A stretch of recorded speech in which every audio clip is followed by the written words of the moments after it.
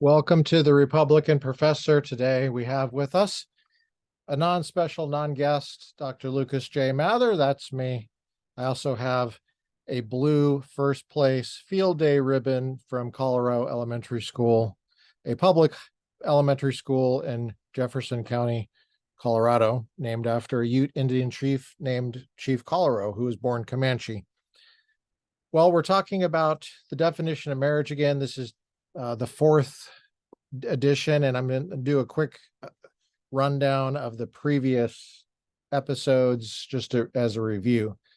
The first episode was an introduction, and we dipped into the idea of the legal materials with the purpose of looking at them from a philosophical point of view was getting you prepared to be ready for some logic, introduction to logic with Irving Copey. The second one was a look into informal fallacies that are relevant to the definition of marriage in American law and politics from Irving Copey. The third was a look into analogies, argument by analogy, and the fallacy of weak analogy, what makes an analogy break down an argument. And that was, again, using Copey and using the example of the analogy between race and gender in the definition of marriage as an example. And today, I want to talk about polygamy and get into the Obergefell decision. As you know, maybe the anniversary of Obergefell was yesterday. It came down on the 26th, but like so many really big decisions, it usually comes down in the end of June. So let's start with the idea of polygamy. I have with me a dictionary from the New Testament and early Christian literature. It's a Greek dictionary, and I'm going to hold it up for people on YouTube. You can see it's a Greek English lexicon. Okay. With, it's edited by Danker and based on Walter Bauer. So this is an old established scholarly Greek dictionary of ancient literature, ancient Greek. And I'm in the alpha, beta, gamma, delta. So I'm in the gammas, and I'm in the word gamos. Gamos. And gamos is the Greek word for marriage. Okay. The word poly is also a Greek word, and it means many. The word bi means two. So poly means more than one. And gamos means marriage. But what does gamos mean? What is the intention of the gamos? And the word intention means what a term connotes, the lexical definition of a term, the essence of a term, neither too broad nor too narrow, including all examples and leaving out all non-examples of the term. That's what we mean by essence.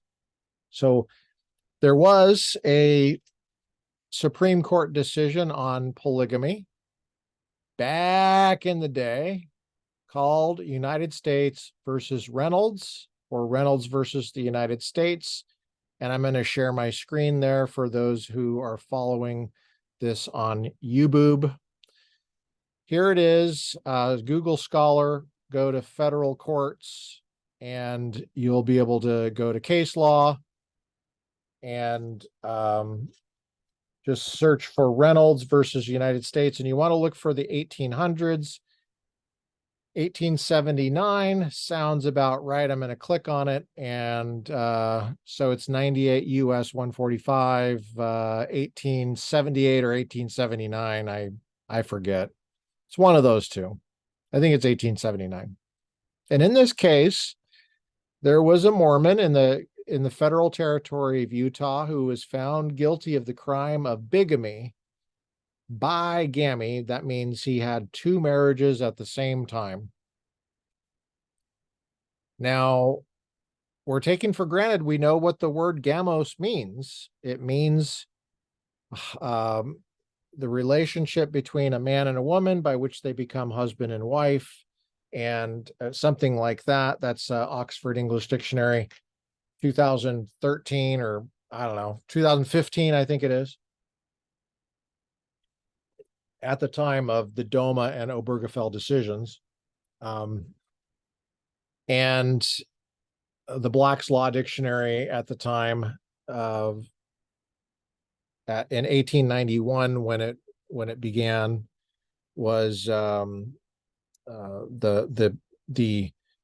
definition that we read last time. Remember, there was no racial criteria whatsoever in that definition. That's very important. I would have you go back and read it. But here's Black's Law Dictionary.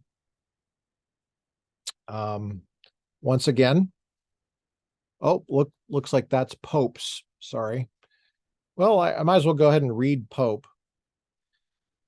Benjamin Pope, this is 1920. A man who has a wife, or a woman who has a husband, is married. Okay, that's the word married. And here's the word marriage from Pope. Yay, I'm going to share my screen again. How fun. There's only 80 of these left. Can you see that? Marriage. The word marriage is used in two senses. It may mean the solemnity by which two persons are joined together in wedlock, or it may mean their status when they have been so joined. The word marriage is used to signify either the act of entering into the marital condition or the condition itself. In the latter and more frequent legal sense, it is a civil status consisting in one man and one woman legally united for life for those civil and social purposes which are based in the distinction of sex. There's Pope, and that is his famous dictionary, 1920, called Pope's Legal Definitions. I'll show you my hand. I'm sharing my screen again. This is my hand. Go to my Substack for a little bit more on screenshots of these dictionaries, these legal dictionaries. That's my hand there, J through Z, Volume 2, Pope's Legal Definitions from the Law Library, where I was looking at them. But Black's Law Dictionary is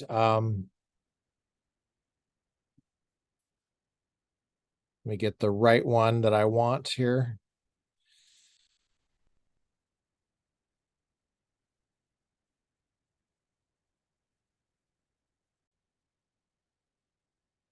Here's Black's Law Dictionary. A contract. According to the form prescribed by law, by which a man and a woman capable of entering into such a contract mutually engage with each other to live their whole lives together in a state of union which ought to exist between a husband and wife. I want to point out a couple of things in that Black's Law definition. First, I'm going to remind you that there's no racial criteria whatsoever in that definition of marriage, neither in Pope nor Black's Law Dictionary, which, by the way, go back into segregation. The same definition occurs in Webster's 1828. That's, of course, during slavery. There's no racial criteria whatsoever in the definition of the essence of marriage. The second thing is that marriage lasts a lifetime. It does not depend on being able to procreate. The classical definition of marriage never depended on the ability to procreate. Not being able to procreate did not nullify a marriage. Okay. And that otherwise every old couple that you know that's married would not be married anymore as soon as she hits menopause. So there's a univocal sense here, which is very old and classical and historical, that the Goodrich court said was vital, right? A vital social institution. We'll see that Obergefell has similar high praise and language for marriage. It's great. It's wonderful. And but it's arbitrary. Can't be both. Can't be both. Why would everybody want a piece of this if it was so arbitrary? There's something that's not arbitrary here that people like a lot. And it kind of reminds me of Jesus. Everybody wants a piece of Jesus. Everybody likes Jesus. Well, but there's only one correct way to understand Jesus. So there's still a truth of the matter, right? It's not just whatever you want it to be. Okay, that's not the tradition. So polygamy is many of these at the same time. I'm going to go back to Reynolds here. So in the Reynolds decision,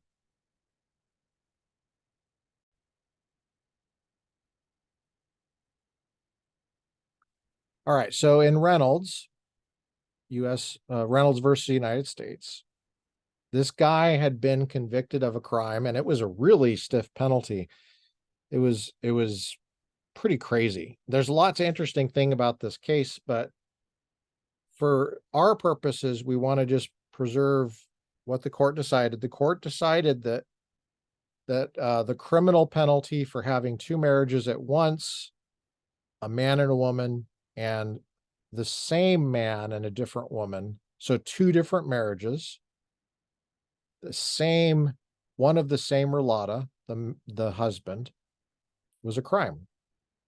And that crime was upheld against a constitutional challenge that this Mormon had said was violating his free exercise of religion.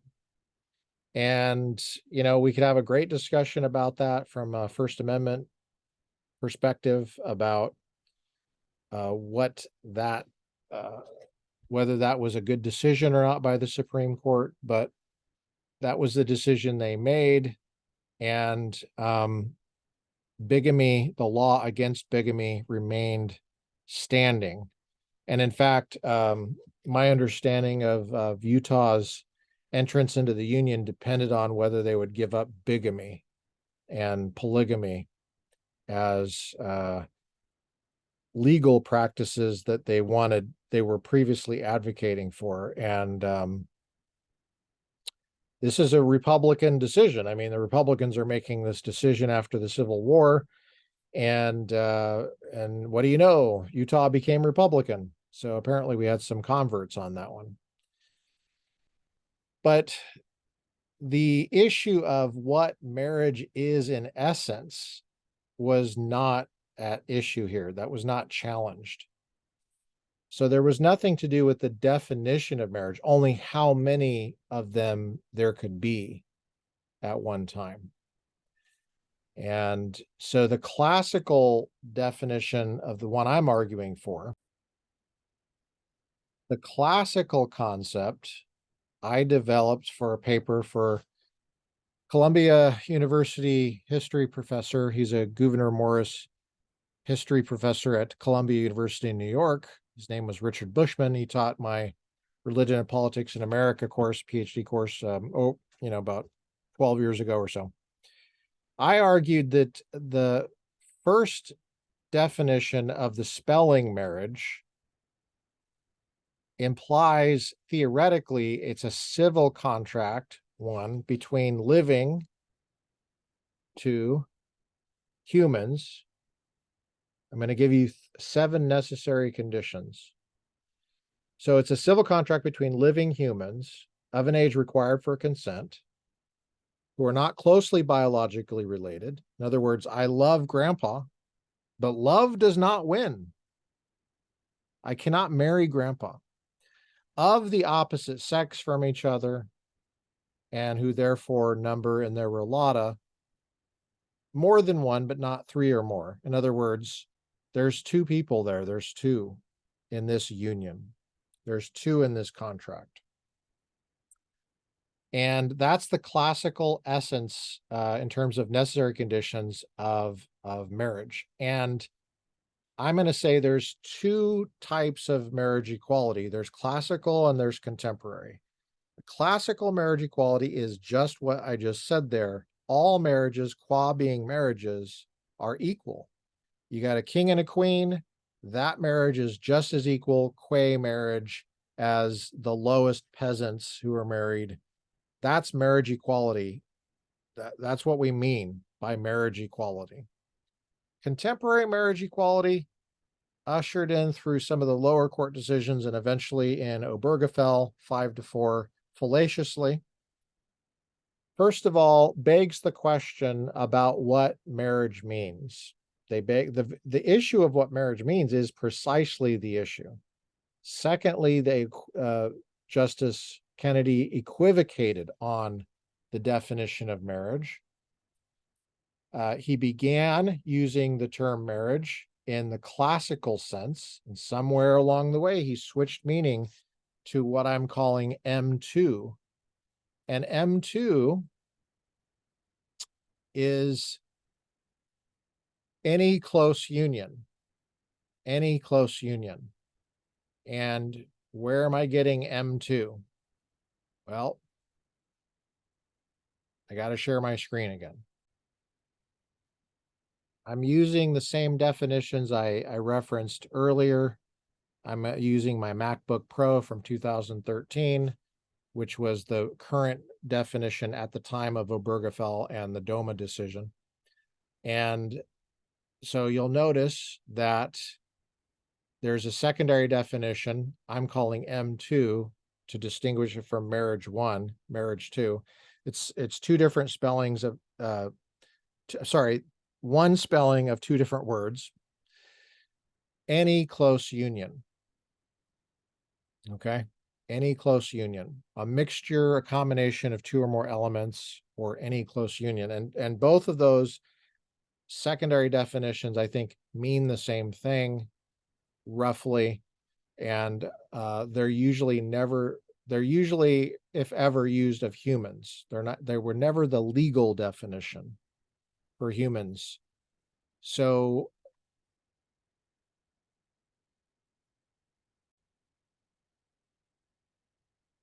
I'm sharing my screen again from my paper from 2015.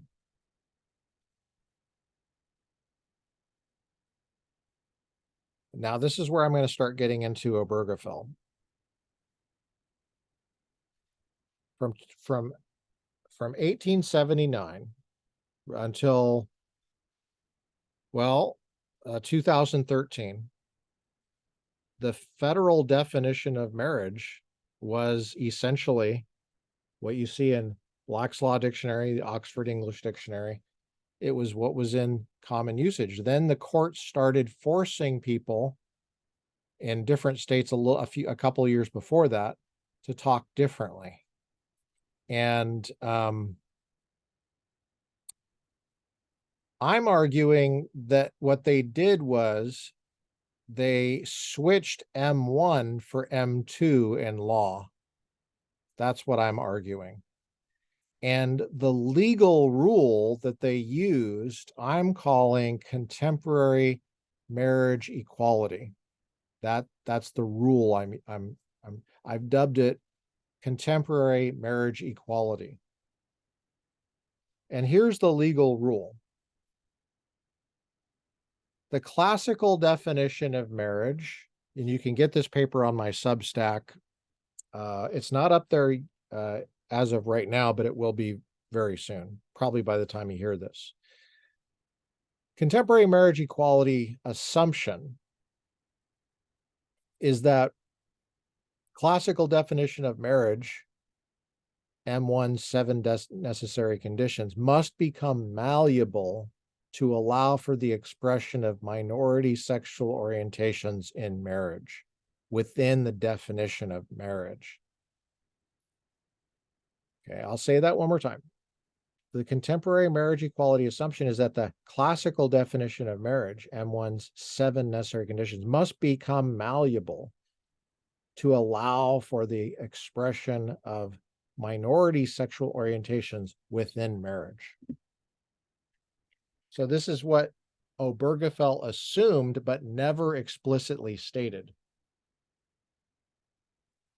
And in fact, had they stated it, it would have probably clarified a lot in the dissents. We're going to get to this dissents, not now, but in a future episode. The U.S. Supreme Court majority opinion in Obergefell said that substantive liberty interests that homosexuals have in marriage means that the 14th Amendment of the U.S. Constitution requires the alteration of the classical definition across the nation. In this way, the classical definition of marriage, I'm quoting from my paper, must be legally changed to accommodate the contemporary marriage equality assumption. The resultant new definition, the law of the land, is contemporary marriage equality. But the court never exactly spelled out in a dictionary or in a new DOMA or a Propositional 8 kind of way what exactly the new definition is. How many necessary conditions have to come off of M1, and why that definition instead of something else, restrictive, less restrictive, or more. That is probably because as a progressive notion, it is inherently impermanent and therefore open to quote unquote progress and change.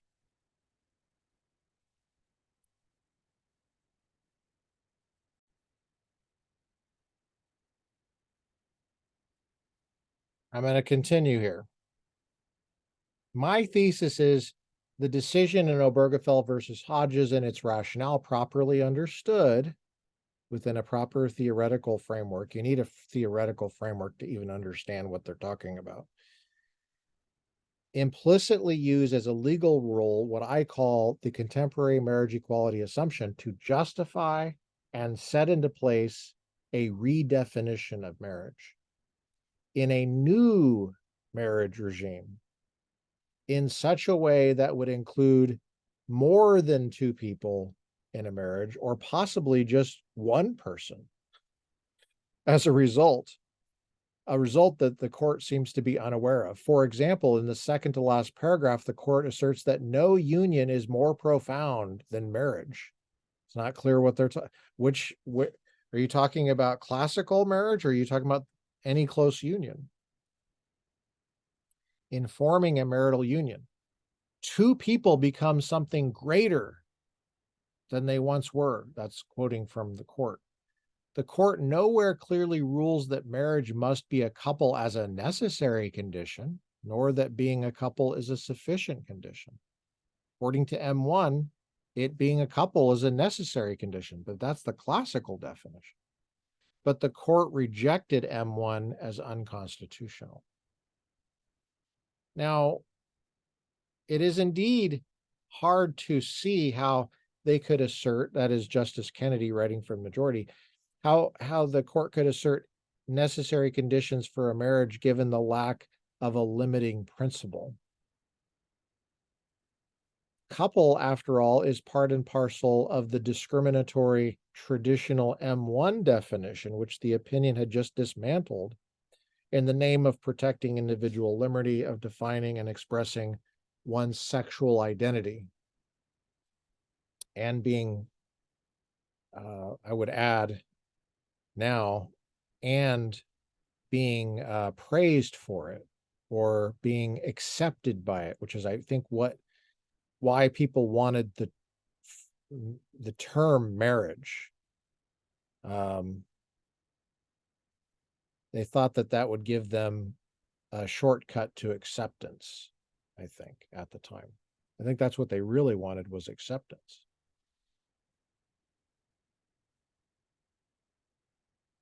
Quoting myself again, the court assumes implicitly the contemporary marriage equality assumption, which itself relies on an implicit analogy between sexual orientation and race, to create the illusion of progress, to argue that the Constitution requires taking off necessary condition number 6, the opposite sex requirement, from the classical definition, thereby broadening the definition. The resultant new definition is parasitic on the tradition, but comes at the expense of it.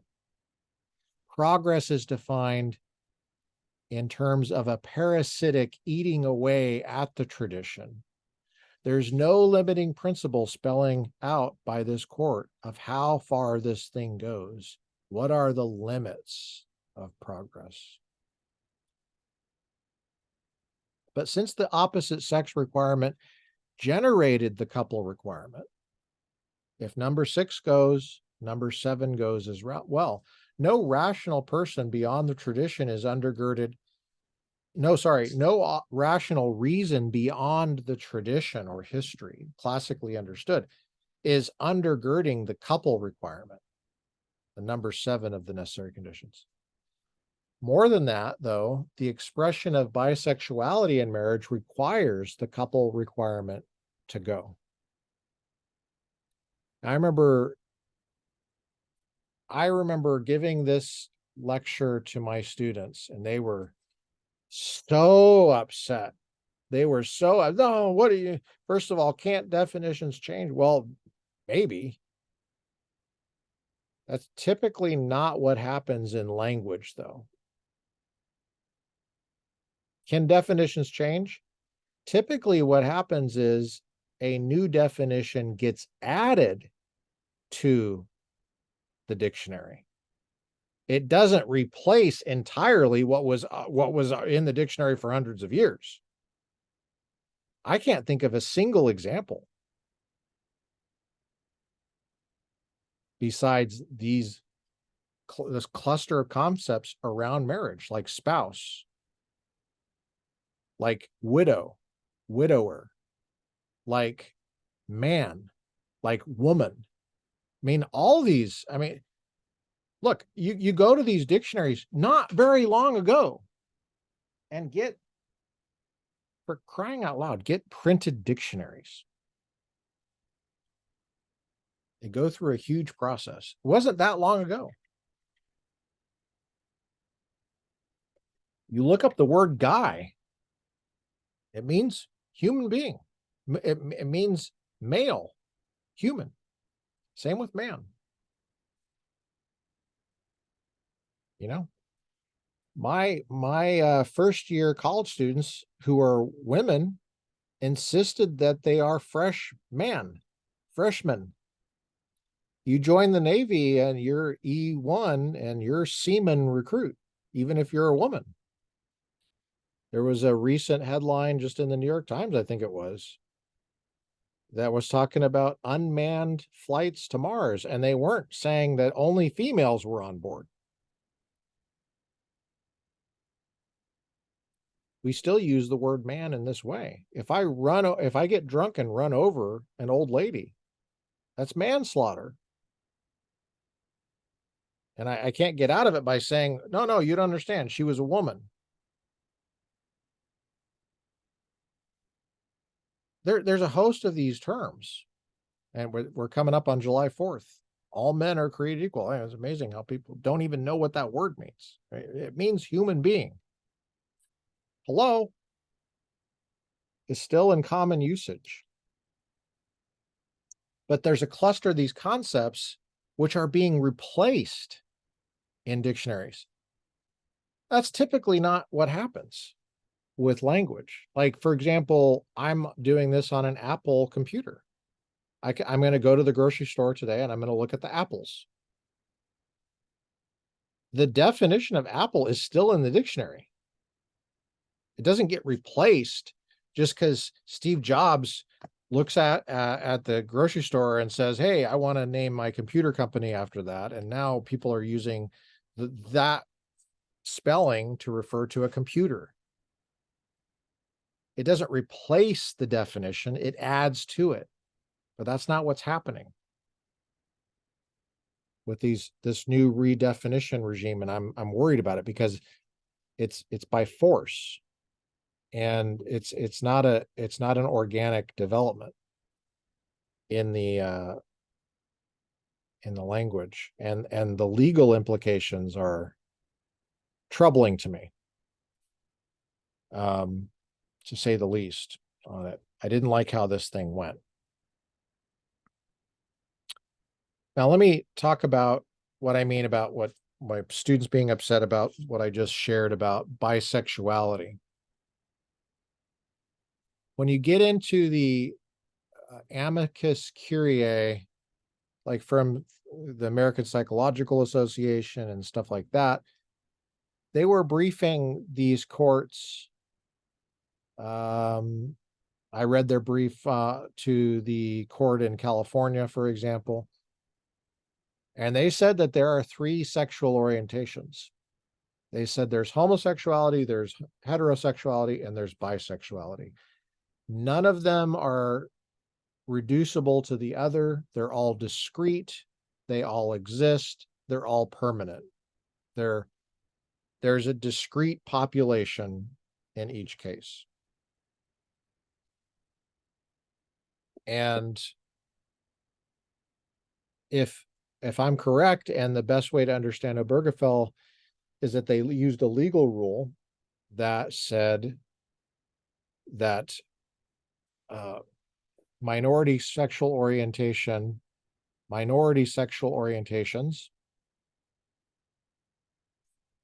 have to have a new power in the definition of marriage.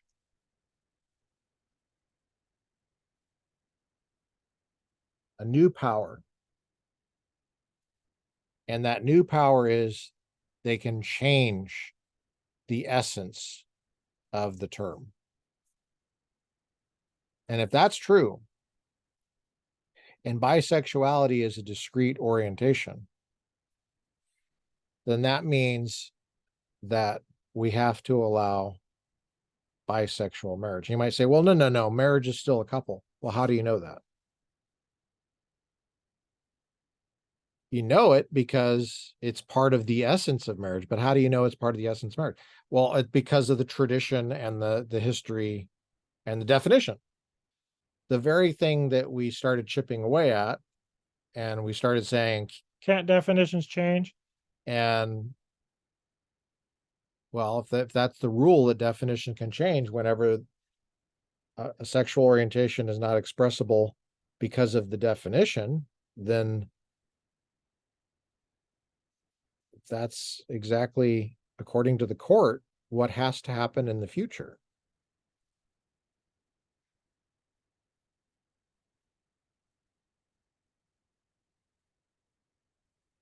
When I talk about the nature of definitions philosophically, I go back to the pre-Socratics, Heraclitus, and I contrast it with the Platonic tradition, Plato.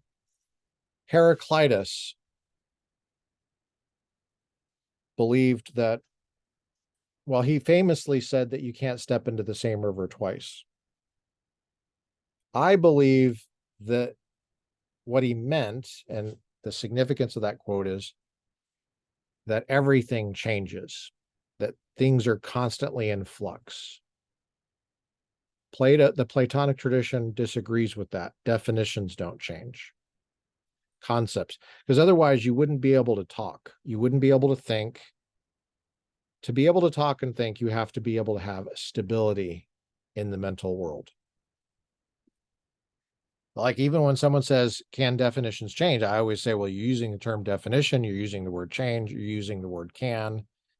Can words change? I mean, can dictionaries change? Well, what's dictionary? I mean, even to ask the question requires a stability for communication to occur. And the Heraclitus quote, I don't think that a softer interpretation is very interesting.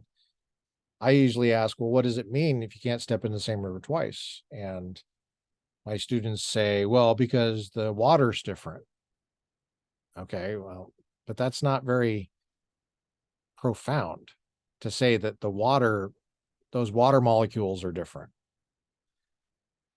I mean, it's like saying the sun came up this morning and put it on a coffee mug or something. I mean, I'm not going to buy that coffee mug. I mean, that's stupid. It's a stupid quote. It's a stupid thought. I think he meant something more fundamental. I think he meant you can't put your foot in the same river because everything is changing. The river is changing. Riverness is changing. Your foot is changing. Everything is constant. It's funny watching students grapple with this. Even change is changing. Now, if change is so fundamental as that, no wonder he wrote in fragments. What else is there to say?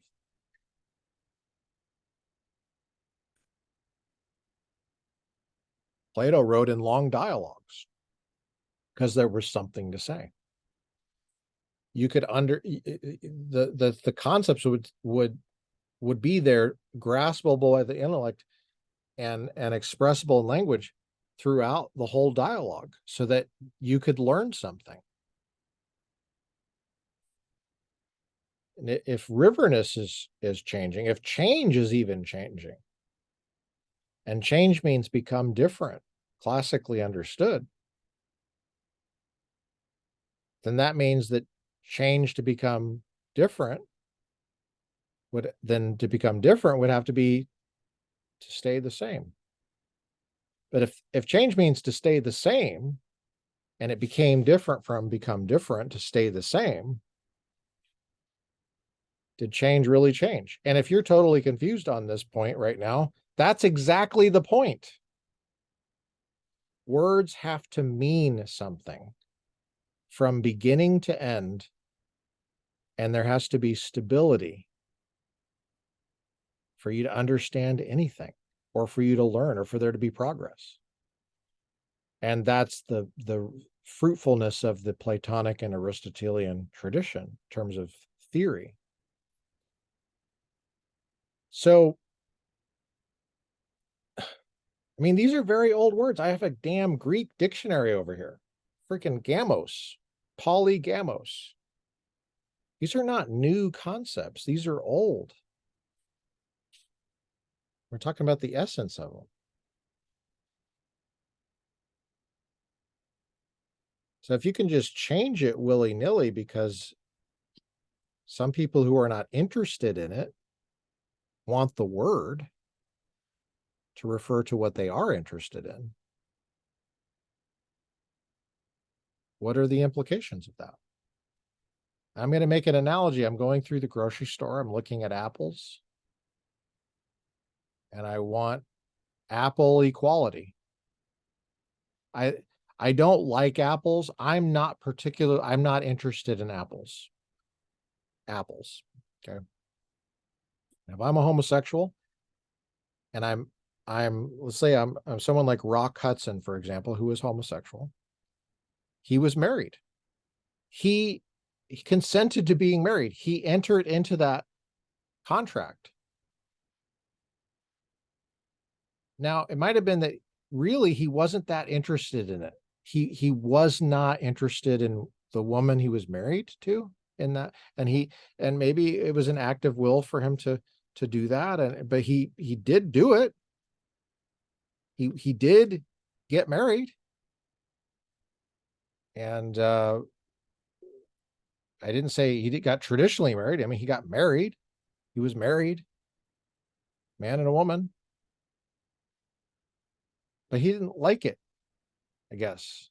Now, if I don't like apples, I start talking about the oranges, but I'm not using the word orange anymore because I think that you might not like me as much if I use the word orange for oranges, and I use the word apples for oranges, and I want you to start calling the oranges apples too, because I like oranges, but the oranges are not historically as wonderful as apples, according to other people, the majority. So I'm going to start calling oranges, apples. I think something like that is going on with the word marriage. It means something, and it meant something. And there was a segment of the population that just weren't interested in that. And that's okay. I mean, you don't have to be. It's by consent. Age required for consent. Nobody's punished for not being married. That's not how the regime works. You're punished for having too many marriages at the same time. But you're not punished for not being married. But it's such a wonderful thing that you want a piece of that. You want a piece of that, but you want to redefine it to something you are interested in so that you can be accepted. And I think that's manipulative. I don't know what other word to say. And I think it's got unintended consequences, like so many things in law. You have a discrete sexual orientation, bisexuality. It really does exist. And my question is, what is a bisexual marriage?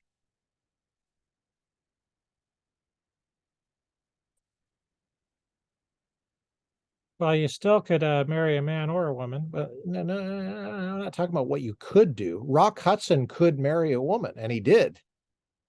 The best evidence of what is possible is what was actual. He actually did. Plato had sex with guys.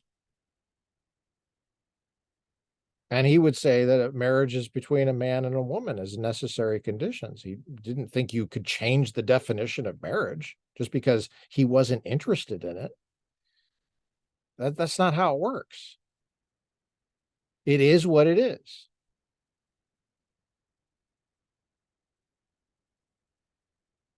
And it's not what it's not.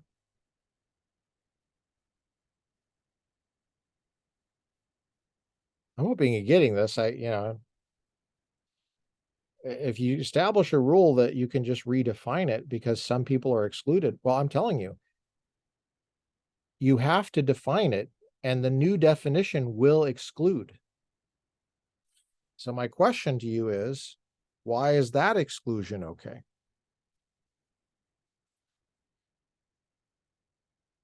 Let's say that there is a bisexual throuple or a quadruple, 4 people living together. And that is, of course, traditionally not the same thing as marriage at all, right? I mean, I don't think it's the same thing as marriage. Why? How do I know that? Well, because historically and classically, marriage is 2 people as a necessary condition, not 3. I'm going to share my screen again. Here's a Reason magazine post. I took a screenshot of it. This is from a couple of years ago. Reason magazine, Cambridge, Massachusetts will become the second U.S.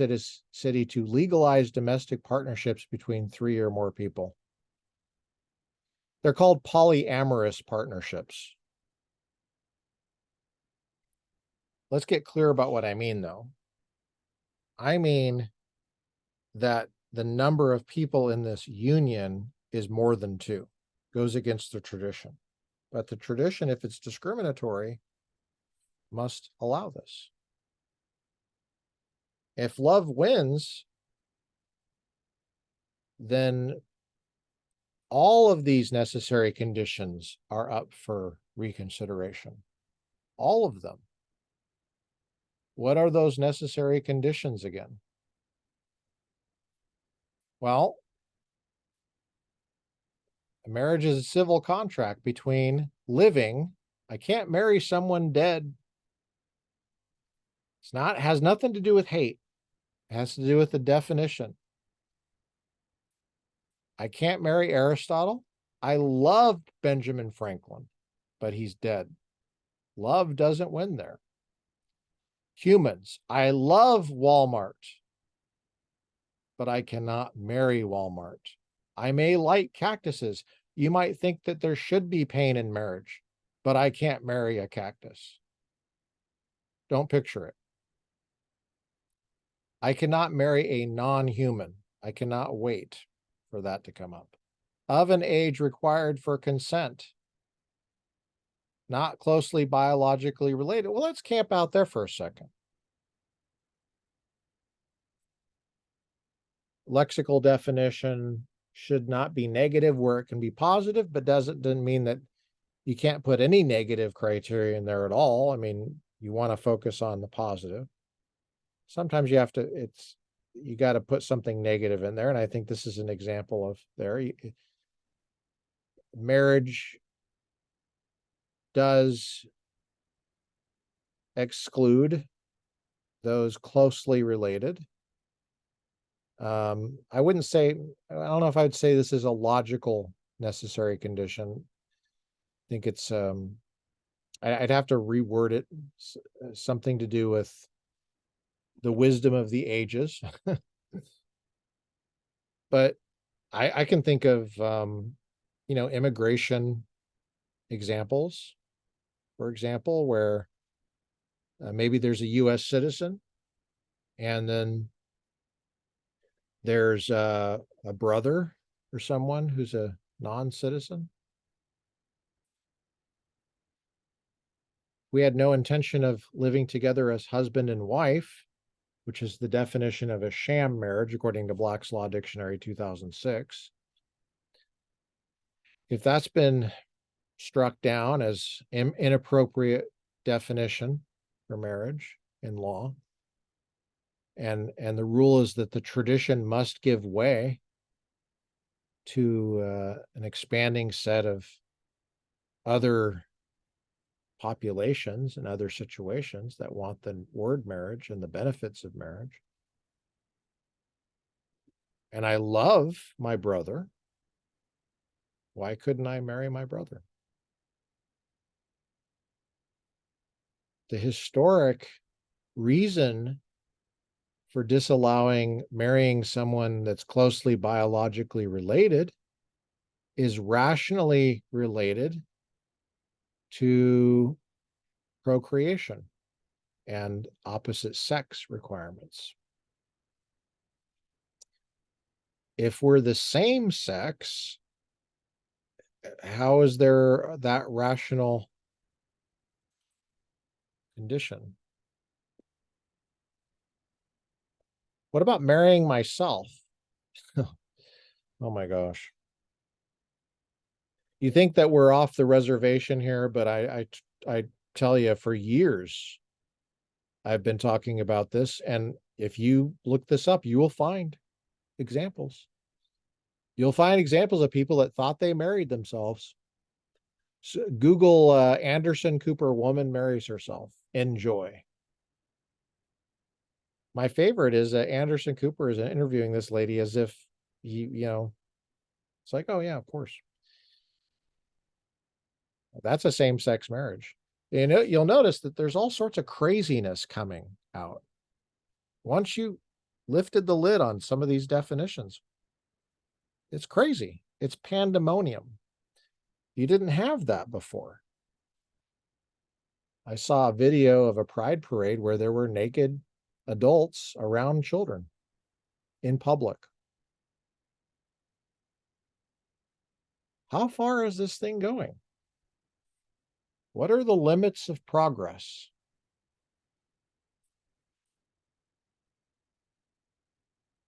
Notice they keep changing the flag, by the way. Gosh, you can't even keep the same flag for a couple more than 2 years. It's not just definitions. So I think there's a univocal concept here. There's nothing hateful about it. I think it refers to something that actually exists. I think striking it down as a matter of federal or state law in the courts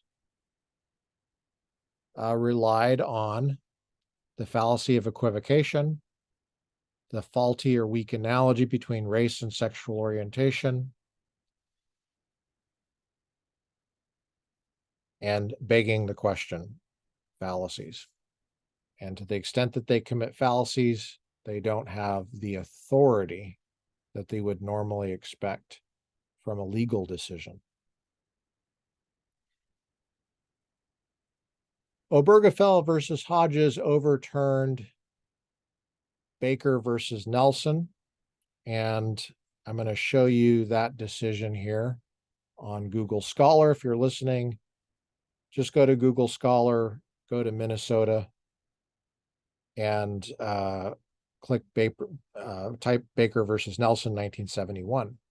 If you look at the first footnote in Baker's versus Nelson, it says Webster's Third International Dictionary 1966, this is remember 1970s, gives the primary meaning to definition as the state of being united to a person of the opposite sex as husband or wife. Black's Law Dictionary says marriage is a civil status, condition, or relation of one man and one woman united in law for life, for the discharge to each other and the community of the duties legal incumbent on those whose association is founded on the distinction of sex. Same with Pope, same with Black's Law Dictionary going all the way back. Same with Webster's 1928, or sorry, 1828. And I've looked in the Claremont archives, really old dictionaries. And what the court in Minnesota decided in Baker versus Nelson was that that's the way the term is used in the statute. That's how the statute is defined. And it's not merely stipulative, it's a lexical definition. If there was going to be a new stipulative definition, the legislature would have to do it, not the court. And so I do think that as a matter of law, the legislature could do it. I think the legislature could stipulate a broader class with certain conditions that are exclusive for members of the class, of the types of relationships that would count as marriage. And that would be up to the discretion of the legislature to do that. It would be a matter of will, because with language, we sometimes use a lexical definition. Sometimes we give an additional meaning for the purpose of law, and that might be appropriate. But the way this thing went down was it was courts doing it. And the courts were enforcing a meaning contrary to the lexical definition on people, taking away the legislative discretion to continue talking the way, using English, basically. And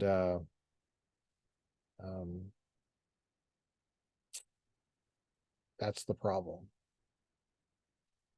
Well, I've enjoyed this section. For more information on these papers, I would highly suggest you look at my papers on Substack. That's the Republican Professor on Substack. And catch you later.